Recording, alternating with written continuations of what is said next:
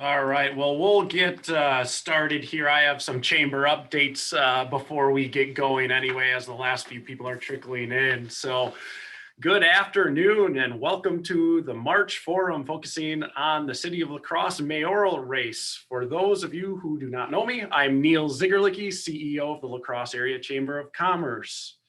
Before we get started, I want to touch on a couple of updates from the chamber. We had a successful annual meeting last week, which I see a number of you were in attendance. It was well attended from the business community. Nearly 300 individuals attended in the virtual format. It was overall a great success, and it was fantastic connecting with many of you who are on the program. We have launched our talent attraction campaign in collaboration with some of our synergy partners and with support from La Crosse County. We are in the early development stages, but we are excited to move this initiative forward in the coming months. Last, our relocation guide is moving to a digital platform and will be available soon via website. More information will be coming your way in the coming weeks.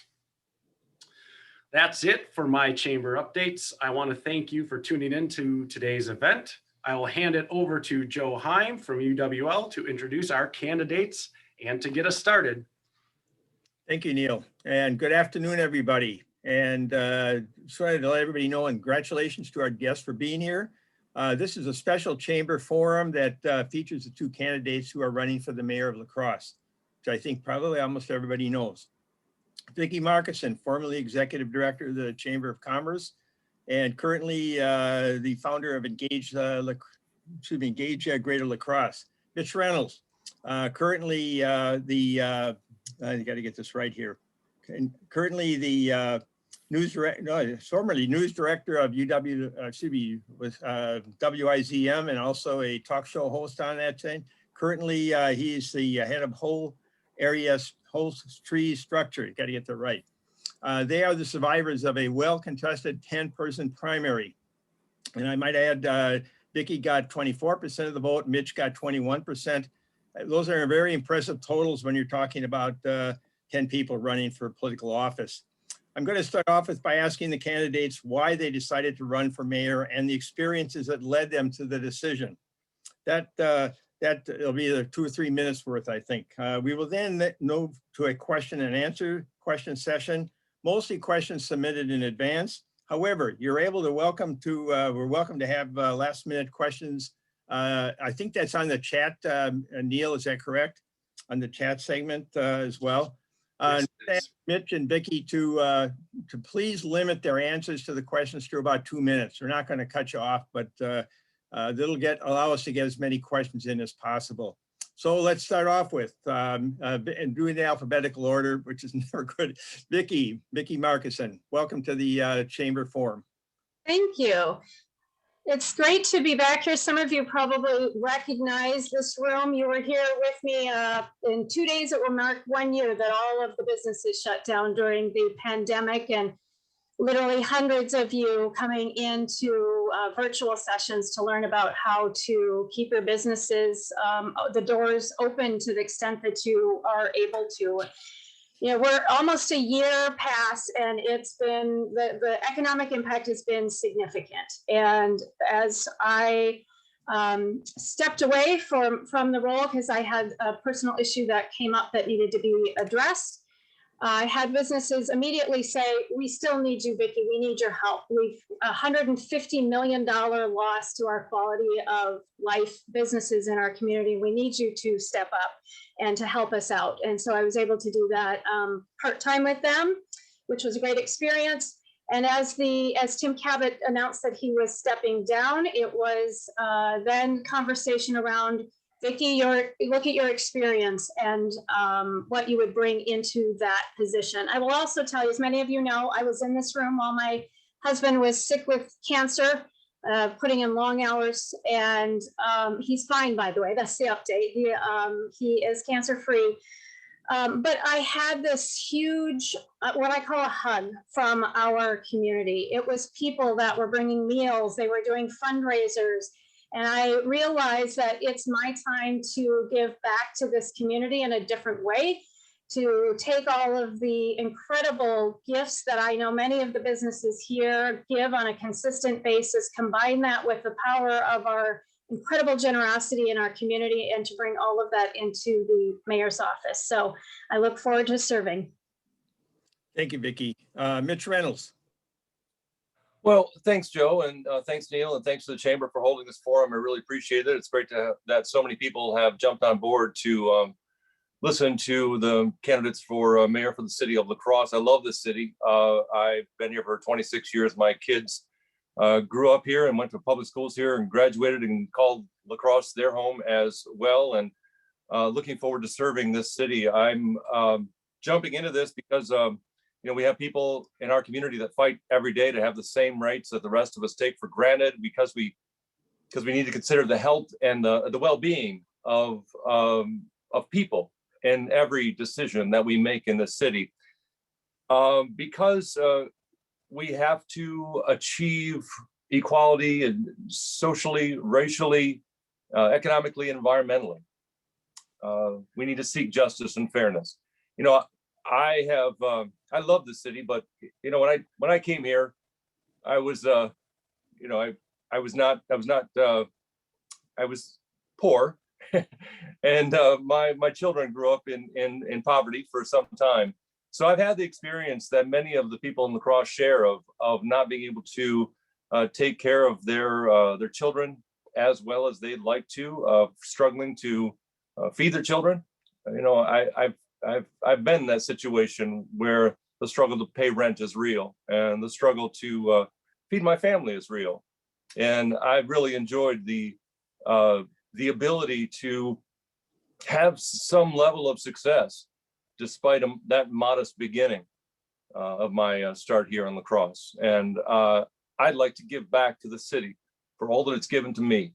And I'd like to make sure that we can afford the opportunities, the same opportunities for everyone within the city of La Crosse. Thanks, Mitch. Now I'm going to go into the questions and answers section, and the first several were done by people written in advance. First question deals with zoning codes. It's an important element of business community and economic development in the La Crosse area. What recommendations would you do in terms of changing zoning codes in the La Crosse? Vicki, you can go first. I think we saw the importance of zoning codes with the Kmart building. So obviously there was a need to move to multi-use, and I truly believe that we need to break up some of these large commercial properties that we have and convert them into multi-use, because we know that the days of the big box stores may have come to an end, or at least we need to find the right fit for our community. So zoning plays a really important role in terms of allowing the right development and not allowing the right development. So in the case of Kmart and U-Haul, it was the zoning that kept that property from being underutilized. The zoning needed to get changed to industrial. Changing it to industrial means that a significantly impactful business past U-Haul. So if U-Haul left, something of much more detriment to the surrounding neighborhoods could come in, and that would be detrimental. So we do need to take a look at how we zone. We do need to have some flexibility as we look at how we redevelop some of these properties, but we need to be extremely mindful of what is near our neighborhoods and make sure that as we change zoning, it accomplishes the feel of what we need in the locations where it would get rezoned. Okay, thanks, Vicki. Same question to Mitch, zoning codes, and what recommendations would you make, or what do you support? Thanks. Thanks. I'd like to defer to our master planning that has occurred within the city of La Crosse, and the focus on making sure we have smart development within the city of La Crosse. I'm not in favor of spot zoning. In other words, that has occasionally happened in the past, and the city has gotten out of that, where there's a business or development that wants to be in a particular place and has asked for some zoning consideration for that particular place. I prefer that we stick to the planning that we have in place, because it benefits the city as a whole. With any zoning conversation or with any decision, I would make certain that we're evaluating the needs of the people of the city of La Crosse first, and making certain that whatever zoning decision we make has a limited impact on the neighborhoods of our city, because that is really the essence of what a city is its neighborhoods. And I know that there's going to be some need occasionally for conditional use permits, which is potentially what U-Haul could have used. But I think we need to be very judicious about how those are allocated as well. So in terms of what I would change right away, I think that would take some evaluation and some consideration and on the advice of our excellent planning department. Thanks, Mitch. Next question, Neil has. Neil? Absolutely. The chamber announced their talent attraction campaign to bring talent to the area and address at least some of the workforce issues. How do you envision the city supporting this initiative? Mitch, you will go first. You know, the city, as many of you know, or if not all of you know, one of the biggest impedances to economic growth is a shortage of talented workforce. And we are in direct competition with communities all over the United States in relation to attracting a diverse, skilled, talented, educated workforce. It is essential, as I'm sure all of you understand, that we are at the forefront of making our city a place that is as livable as possible, so that when we have employment opportunities, say, with the chamber members, that when the recruiting process is on, that talented workforce looks at La Crosse and says, yeah, I want to live there. There's a lot of ways that we do that, but among the ways is to really make certain that we have affordable, quality housing, that we're empowering voices, diverse voices, and welcoming diversity, because a diverse workforce is a talented workforce and brings a lot of different viewpoints to every conversation, and creates a better business environment overall. Highlighting the recreational opportunities in this area and talking about the quality of life measures that are so key to making this an attractive city. Those are the types of things that I would like to do. I've also talked repeatedly about creating a citywide broadband so that that adds to the mix of things that attract a talented, skilled, educated workforce to this city. Thanks, Mitch. Vicki, same question regarding, anyway, go ahead. Yes, we do have individuals of all ages coming to this area. And I know they need more than citywide broadband. They need to see diversity. They need to see a city that is investing in itself and that people are engaged in that process. We have, I'll give an example, which is a great example. So I had an individual, the Babinos, who moved to this area. They wanted to buy, again, this is the diversity of who we're attracting. They wanted to buy a $400,000 house. They wouldn't even look at locating in the city of La Crosse because they saw the property taxes and immediately started looking at homes in Unalaska and La Crescent. We have to be, as a city, mindful that our property taxes, that is the number one issue I hear going door to door. It has a ripple effect on our housing that people own and also our rental housing. So we do have to be mindful that our property tax, as a city of La Crosse, we need to be attracting the talent that the chamber is working really hard to bring in here. We also know that they need diversity. They need to see people who, we need to see it in our restaurants. We need to be celebrating our diversity. We have it here. We need to be showcasing that.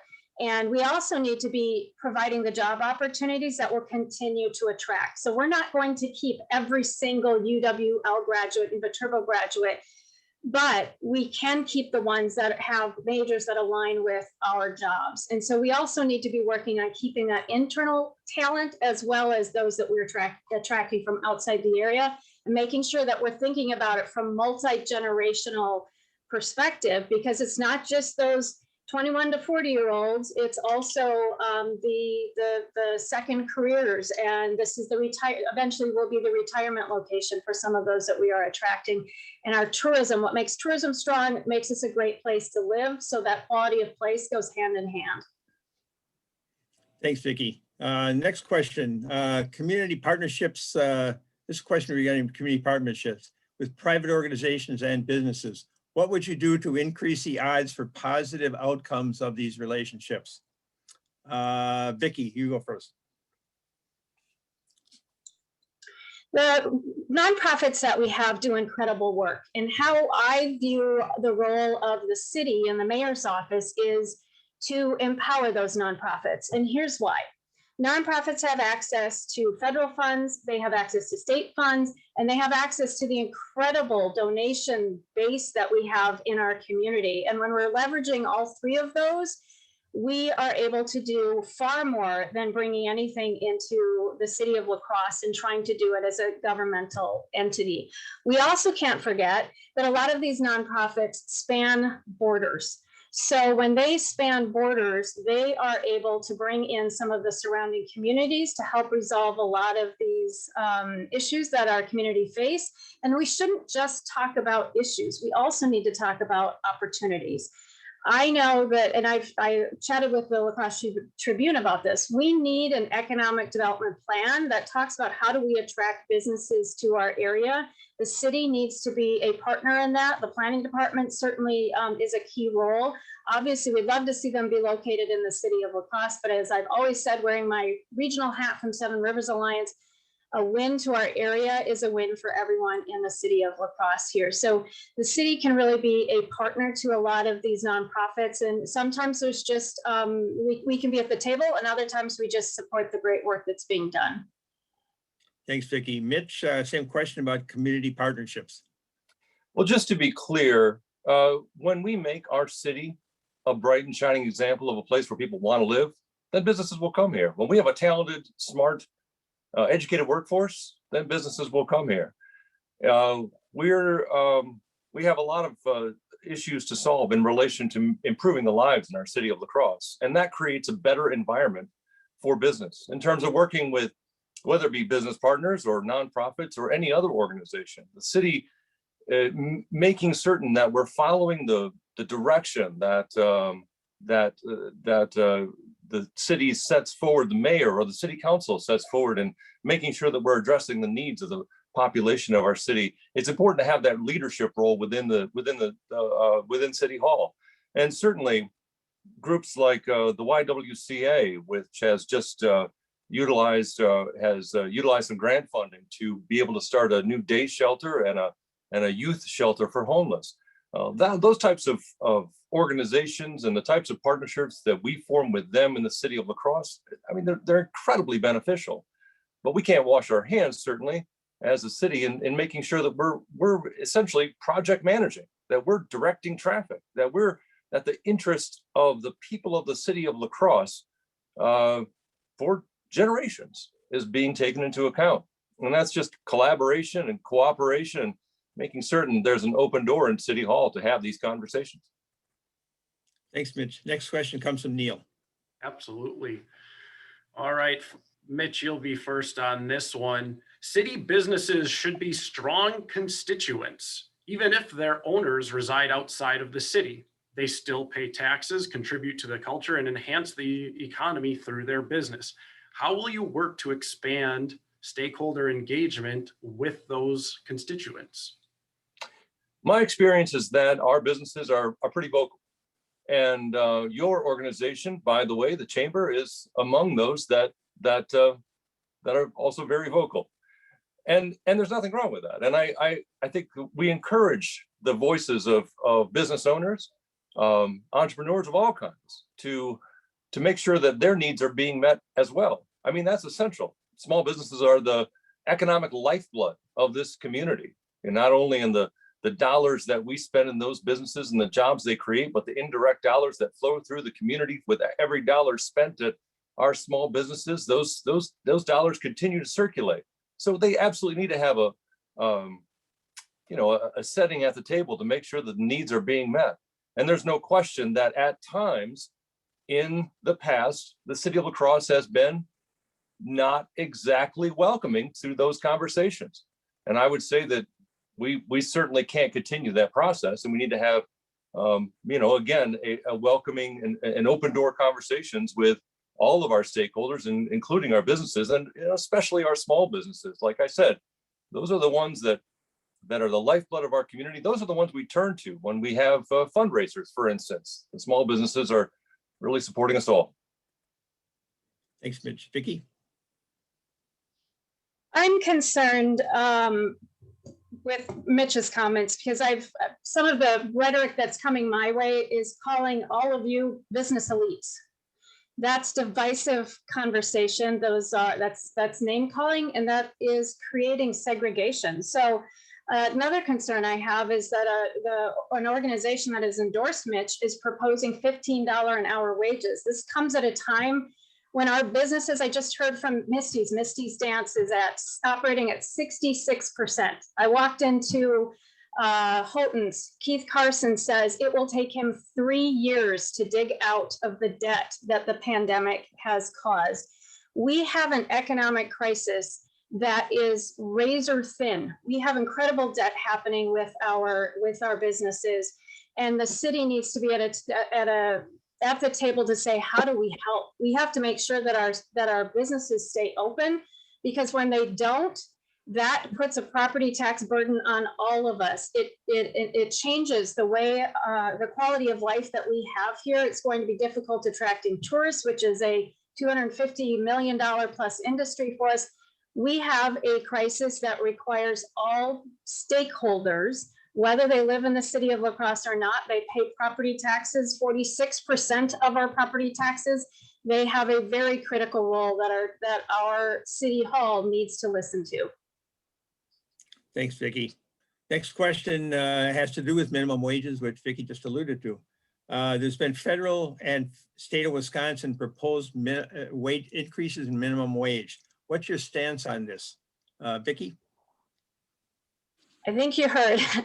This is not the time to increase minimum wage to $15 an hour. I know that there are people that still have not returned to work in their full capacity. And so when we have our businesses hurting, when they are struggling, to add $15 an hour on and have them adjust their business models and figure out pricing, I know businesses have said, if minimum wages go up, they will employ fewer people. That's something we cannot do right now with our economy being in the state that it is. So I'm opposed to increasing the minimum wage. Thanks, Vicki. Mitch? I'm in support of increasing the minimum wage. I think a great model of this is how Minnesota has done it, doing it incrementally over several years. It allows businesses to adjust that pricing, so it's not an overnight change. But it's remarkable that we are still in a situation where our minimum wage is $7.25 an hour. And I'm absolutely in favor of that. And I will, in terms of the comments about business elitism, I just want to be clear that with my opponent talking about segregation, that's not actually segregation. Segregation is something else entirely. I want to be clear that I believe all stakeholders have a say in our government, including our business owners, and without equivocation, I absolutely agree that we need to raise our minimum wage, and I think $15 is a great target. Thanks, Mitch. Next question comes from Neil. Thanks, Joe. I'm gonna go off of one that came in here last. So Joe, I'm replacing question number 6 on your list. But since we've been touching on the small businesses, as you drive through the city, there are several dark storefronts. We know that we've seen the hurt that they've been going through. If elected, how do you intend to help those small businesses, those local businesses, and weave them into the fabric of our community and the city of La Crosse? And Mitch, you are up first. I'm it was really good to see the stimulus bill that was just signed into law by President Biden last week. Among the aspects of that I think will be beneficial, and I haven't seen the details yet, but there's $28 billion in there for bars and restaurants. As we know, our bars and restaurants are some of the key small businesses in our community, and they've been hit particularly hard by this pandemic. And I think that $28 billion in grants, I don't know how far that will go, and I'm not sure what the qualifications are, but I think that's a start, and that's a move in the right direction. We obviously need help. I mean, it's essential that again, our small businesses require some assistance to move ahead. And I think the stimulus is a great start. I also, it's important to remember when I first came here, it was mostly closed storefronts within the city of La Crosse. And what changed that is improving essentially, at least in the downtown, improving the downtown of La Crosse.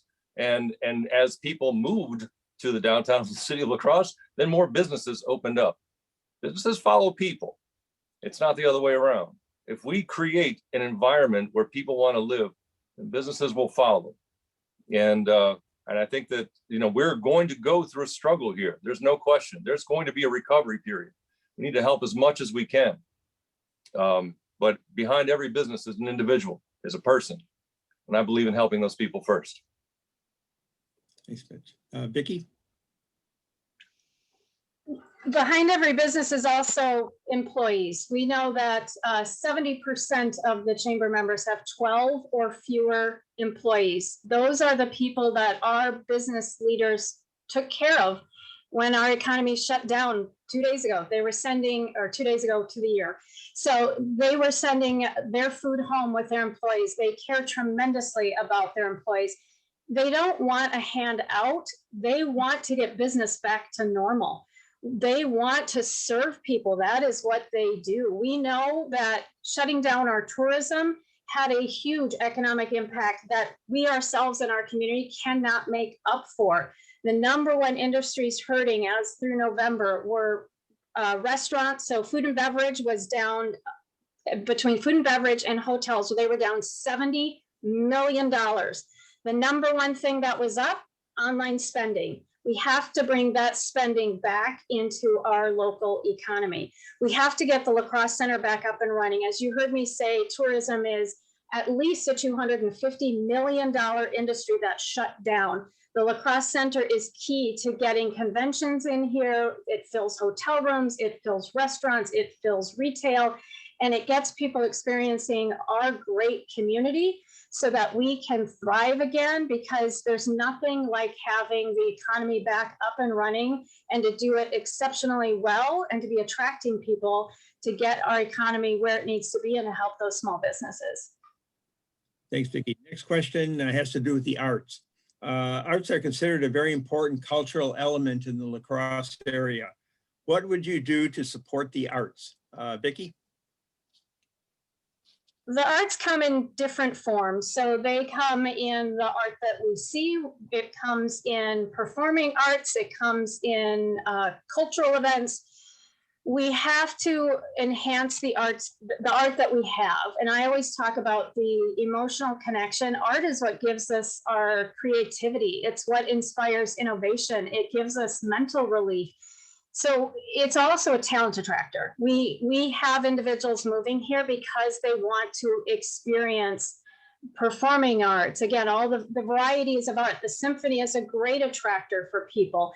We are blessed to have so many artists in our community. They too are hurting right now. As we talk about small businesses that are hurting, that is them. We have to be getting our community back up and running and supporting the arts, and also making sure that those that we're trying to attract right through the chamber campaign, that they're aware of these great assets that we have. Thanks, Vicki. Mitch, same question.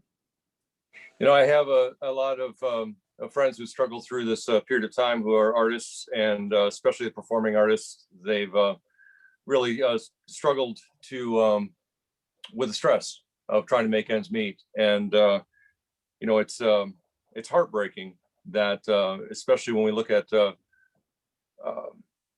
places like the Weber Center, for instance, that, just had to let essentially everybody go and had to close down, and has very few people actually working there, certainly nobody going there. I think that the city has done a remarkable job with the Arts Board and supporting not only visual arts, but performing arts throughout the city of La Crosse. I think we have some great groups that are fundraising to make sure that we can continue this. I think that we have, the Midwest Music Fest is an excellent example of a festival that certainly attracts people into the city as a tourism event. Art is an essential part of our tourism industry. Was in 2019, it was $281 million in the county of La Crosse, and most of that within the city of La Crosse. It's essential that we have that as a means that to attract that talented, skilled workforce that we discussed about, that is essential for economic growth within the city of La Crosse. It is a part of the equation, and there are certainly other parts, but it is it's a joy that we have such a vibrant artistic community with new galleries opening up and all the great performances that we've had in the city over time. And I think the city has done a good job supporting that, and I would like to continue that support. Thanks, Mitch. Neil, do you have other questions? I do. One from our audience here. What actions will your administration take to help the LSC Common Council achieve its sustainability resolution goals of carbon neutrality and 100% renewable energy by 2050? Mitch. And I've talked about in the past about this concept of creating an on-bill financing for sustainable improvements for energy conservation for property owners within the city of La Crosse. I think it's essential that we focus on saving energy as part of our renewable goals, and an on-bill financing plan would do just that. And it's essentially a win-win for everybody, because if we have people who want to make energy improvements to their properties, they can finance that through the current model that's under discussion in City Hall right now is through the water utility, and then they would pay that back through their water bill, and everyone gets one. So it would be an easy payback. The city has an interest in it. It would be it's secured by the property itself. There is very little risk in this, and it creates a pathway for greater sustainability. There's a number of other ways. I mean, we can take some of the examples that we've seen in our great medical institutions. Gunderson has done an extraordinary job in creating renewable energy, or utilizing renewable energy sources and sustainability practices, and we should continue that as well.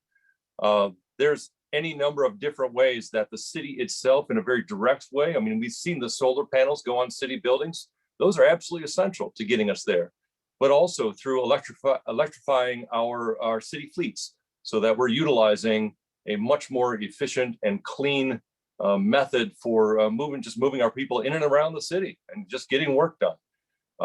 But I am absolutely committed to that. It is one of the highest priorities that I think we should have, is to make sure that we have a sustainable environment for not only us, but our children and our grandchildren as well. Thanks, Mitch. Vicki? We have a tremendous opportunity in front of us. The city is forming a new plan for sustainability. I think it's an opportunity to pull in the expertise of Gunderson. Western Technical College has done incredible things with their sustainability. The school district is involved. We have Train. Train has a gigaton challenge, which essentially is reduction of carbon footprint. We have incredible expertise right here in our community, and I think we could do some innovative things as a community using the resources that we have. There's an interesting disconnect that we have to realize, which falls in our residents. So obviously we have to include all of us into this equation. And I give the example of speaking to the UWL Student Senate last week. They asked me about sustainability, and we got into a side conversation about parking. And they did not want to give up their cars. In fact, I asked them, how many of you have cars on campus? And I kid you not, every single one of them raised their hands. And one of the student Senate members said, wow, that really doesn't do much for sustainability, does it? So some of this is we have to walk the walk, talk the talk, and we have to educate. I think it's great that there is the joint program. I know tourism, Explore Lacrosse was part of it. The chamber was part of it. I think DMI came in as well with the bike share program.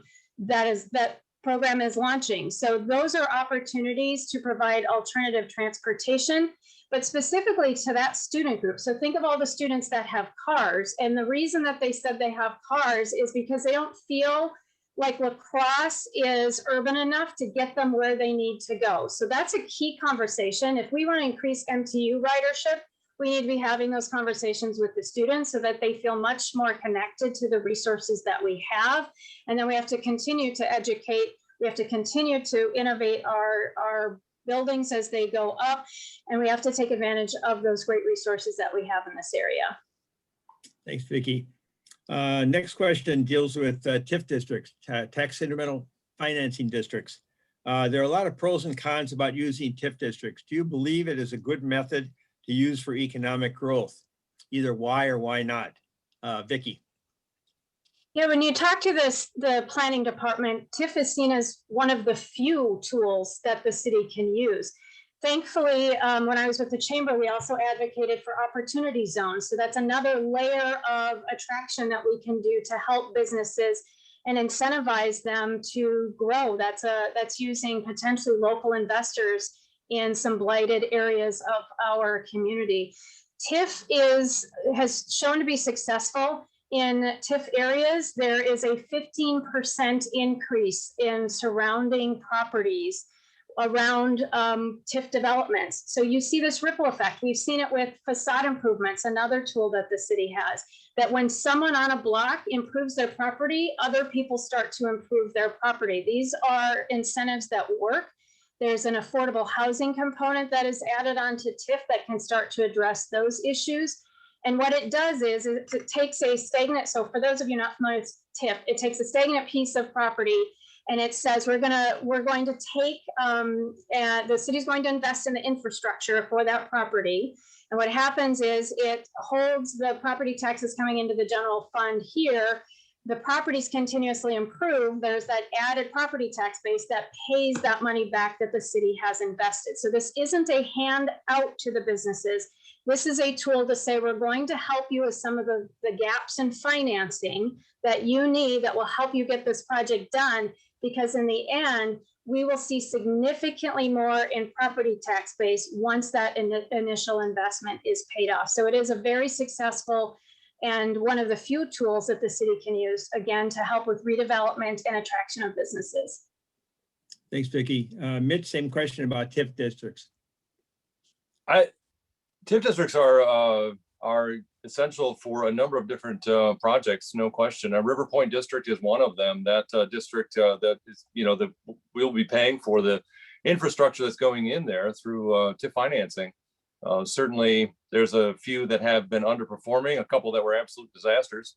I would say that, of the 17 TIF districts that the city has had, I think we're down to 11 now because 6 have been paid off or have retired rather. I think that just a couple have been real bad. But otherwise, they've done, relatively well and returned a relatively good rate of investment. There are some times that they're not used well, however, and that's the key, is that we need to make sure that when we're negotiating development agreements with those who would like to come in and want incentives to develop, and we provide those incentives through TIF financing, I think it's essential that we make sure that we're keeping in mind the needs of the people of the city of La Crosse for all of this, for whatever TIF incentives are given out. And some of them, again, I think we could be more judicious for some of what the developments that we pay for.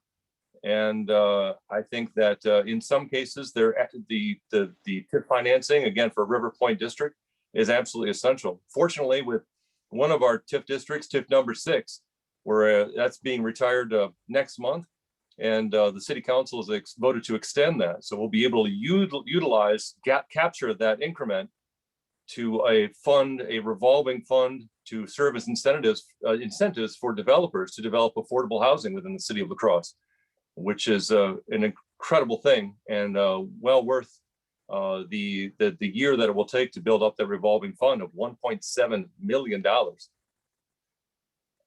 The next question goes to Mitch. Mitch, as mayor, if you received a $1 million grant to use anywhere in the city, what would you use it for and why? Money from Wow. Yeah. Okay. Well, let me start. This is like the Price is Right here, sort of. Okay. Let me figure out what we can do with that. You know, one of the things that I would like to evaluate, $1 million grant, I think one of the things that I would like to evaluate is making sure that we utilize that primarily. I want to make sure our libraries, and I don't know, you didn't put a qualifier in this, so I'm not sure if this is an operational grant or a capital improvements grant. So I'm just going to say I'm going to use it for whatever I feel like using it for. And I'd like to get our libraries back at full service. I'd like to get restore the cuts that were made at the library system, or at least as many as we can. I would like to make sure that that we are updating some of our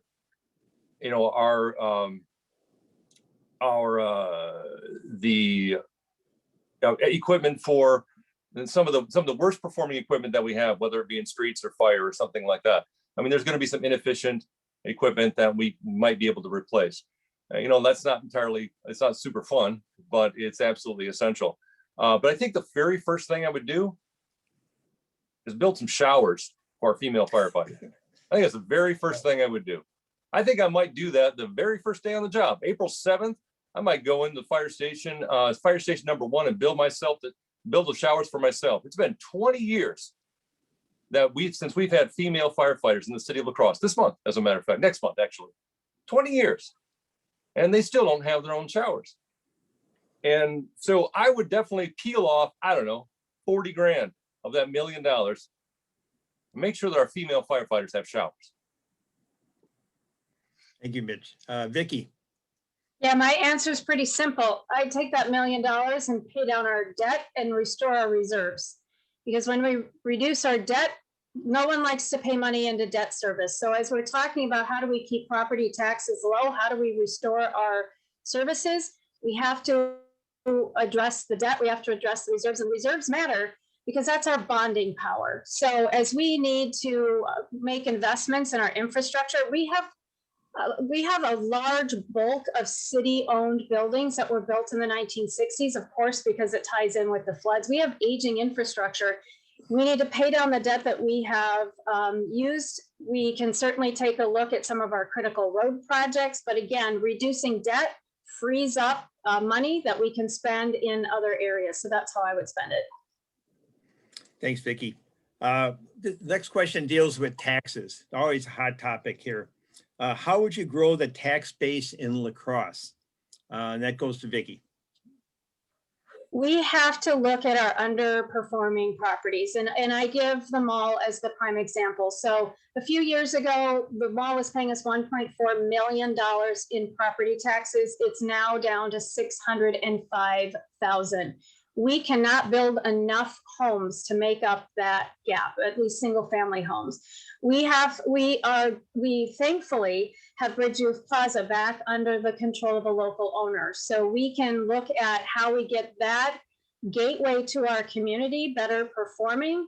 We have River Point District that's coming online after decades. That's been vacant since I moved here 25 years ago. And then of course, everyone talks about Shopko, they talk about Kmart. We have to find ways to reuse those properties. And why that matters is essentially the city takes a look at all of the property tax base and says, how much is our budget? And then it does that math and it says, this is what everyone pays. The city has increased tax assessments. Everyone saw that. That has saved the budget. We have some tight budgeting times ahead. And really we have to look at, if we're not gonna cut our way to prosperity. We really have to look at where we're gonna find those income sources. And to me, that is in development of our commercial properties. We also cannot ignore the fact that we have some boundary agreements that are coming up. And if we can grow again through agreement And through finding win-wins, if we can have boundary agreements lead to additions to our property tax base, at least helping pay for water and sewer, perhaps some shared services on fire. Those are some opportunities for us to grow as a community as well. Thanks. Mitch? Tax base. Yeah, building our tax base is going to require improving the value of our homes within the city of La Crosse. Additional commercial property development was the answer for property valuation within the city of La Crosse, and then the city of La Crosse would be winning, frankly, because our residential, the percentage of taxes from our residences, our residential property owners is 52% of what we bring in for tax revenue. That is by far the lowest among comparable or larger cities within the city of La Crosse. If adding more commercial property was the answer, then La Crosse would simply have, we'd be winning in relation to property taxes and services. And frankly, that's not the case. So adding more commercial property is not what we need to be doing. Making certain that we are increasing the value of the property, the additional homes that we're adding to La Crosse will do that. Not only will it do that, but it will increase the livability of our neighborhoods overall. It will increase the quality of life of the people who live in the city of La Crosse. It will increase the attractiveness of the city of La Crosse for that skilled, talented, educated workforce to come to the city of La Crosse. I have friends who they'd like to move back to the city of La Crosse. They left La Crosse, went to Onalaska. They'd like to move back to the city of La Crosse, and frankly, there's just no homes to buy here because we don't have the quality properties that we need to attract people who want to live within the city of La Crosse. We have more of those. If we have more of those, high quality properties, more people will live here, and frankly, that will increase the tax base and it'll be more sustainable than the commercial properties like the mall and Kmart and Shopko's. That's not gonna get us anywhere. I have a couple more questions, but I'm going to ask Neil, do you have any other questions from our listeners? I do. I had one that came in. How would you describe your view of the proper role of city government in the local economy? Can you discuss the differences between being pro-market versus pro-business? Mitch. The role of city government is to make certain that we have the proper regulatory environment in place. And when I say proper, I don't mean something that's necessarily conducive to great business or detrimental to business, but something that fits our environment within the city of La Crosse. Something that is beneficial for the people. Again, the people of the city of La Crosse. That's a regulatory environment that the city should have. The city should be able to work with groups that are working to attract a workforce and businesses to our community, like the Chamber and others, DMI, and work to make certain that when businesses have an interest in moving here, that we're creating an environment that's conducive to them being here while still protecting the interests of those who live in the city of La Crosse. Again, that's my top priority. It's making sure that we're maintaining a city that's livable for people. And if we do that, then we'll have a great business environment. But we do need to have a regulatory environment that is on point and is not too terribly stringent, but that doesn't roll over and allows some very key large business interests to walk over us. We've gotten in trouble with that in the past, and I'm not in favor of doing that again. Thank you. Vicki? Yeah, I think this is TJ's payback for me asking him questions all the time during his economic forum. So, it's how much can government interact and impact businesses versus letting the free market work itself? So, if I got that right, give me an A there, TJ. But so government can determine how businesses are doing, and it has some mechanisms that it can and cannot do to help, right? So essentially, when we know that we're struggling with bartenders and some of our small businesses are hurting. How can the city relieve some of the fees, some of the regulations to help businesses thrive? And then how much do you sit back and let the businesses just function based off of the economy? It's a great question. It's very philosophical, but I know that at times like we are having today, things like parklets that allow the businesses to have outdoor seating because they're limited on indoor seating. Those are the things that government can do that can help the businesses when they need it. And then you can always pull that back if it's not working, if there are problems. Again, there are some tools that government can use. We can also not ignore the fact that we are in competition to keep businesses. And if we think about it on a micro level, how do we keep businesses in the city of La Crosse as opposed to moving out to other areas? Again, region is still good. It's better than moving out completely. But the city does need to have conversations. It does need to go talking to businesses. It needs to figure out and know what those barriers are, because you don't know how to throttle and give gas unless you're having those conversations. And some of those large businesses are major employers, and we can't ignore the fact that all of them employ our people.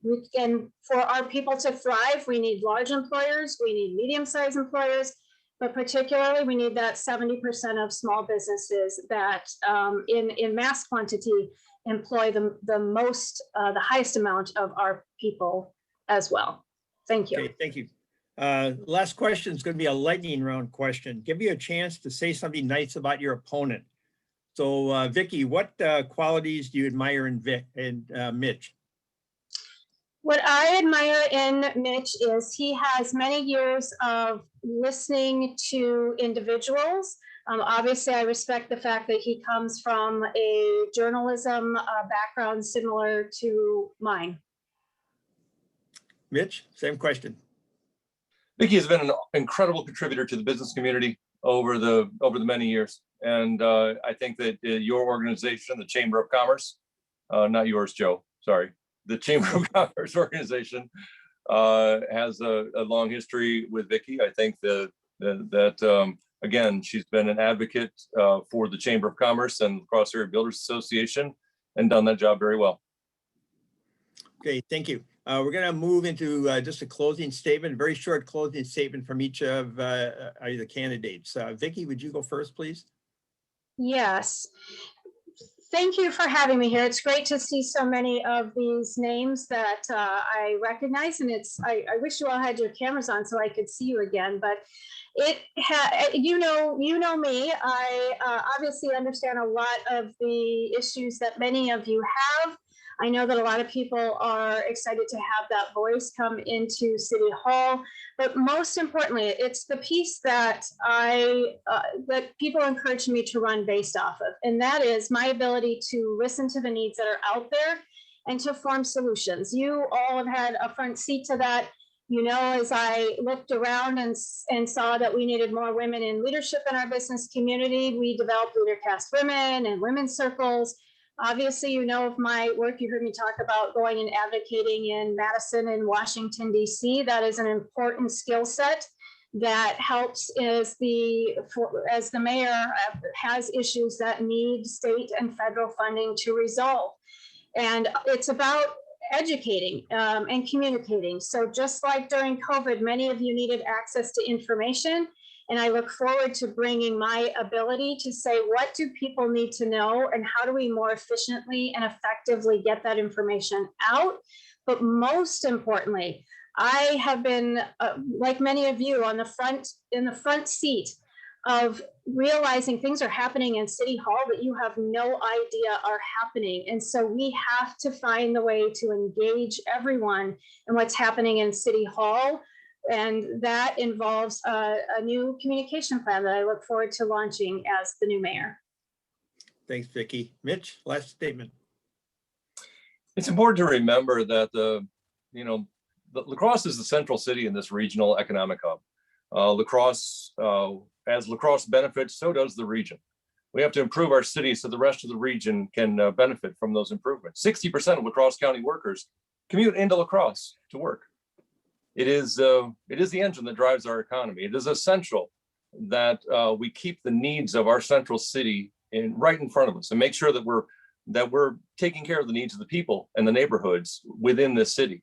And that's essential for the prosperity of our community, for the quality of life of our neighbors, to pursue goals of, again, social, racial, economic, and environmental justice. That is absolutely essential. You know, I've been, and I don't want to contradict you, Joe, but I've actually been the operations manager for Whole Trees Structures, and have run fabrication and project management for the small but very quickly growing company. It's doubled in size since I got there over the last several years, or last couple of years rather. We've been through the pandemic, and it was a heck of a struggle. And we were still able to grow within that time, although ran into some serious cash flow problems. I mean, you can ask Paul Bagnevsky from Mid-City Steel about the conversations or the emails that I had to exchange with him. I know the struggles that businesses have gone through during this pandemic. It's tough. I get that. And I think it's important that we recognize that in order to make sure that we have a healthy and growing economy and one that's sustainable, that we focus on the needs of our people first. And I pledge to do that as mayor of the city of La Crosse. Thank you, Mitch. By the way, both candidates, Mitch and Vicky, have websites for further information. I encourage people listening to go to those. Now I'm going to turn it over to Neil. All right. Thank you, Joe. Thank you for helping and moderating. Thank you all for attending today. A special thank you to Vicky and a special thank you to Mitch for being here today to answer the questions from the business community. We wish you the best in your last weeks of the mayoral race. For our members, our next forum will be a special forum on March 30th at 1:30 p.m. with Department of Revenue Secretary Peter Barca and Chief Economists on the economic outlook. And for April 12th, we are looking to have a federal update from Senator Ron Johnson and Senator Tammy Baldwin. Thank you again for attending. I look forward to seeing you at the next forums. As the snow is falling, please travel safe this evening. Thanks, everyone. Thank you. Thank you.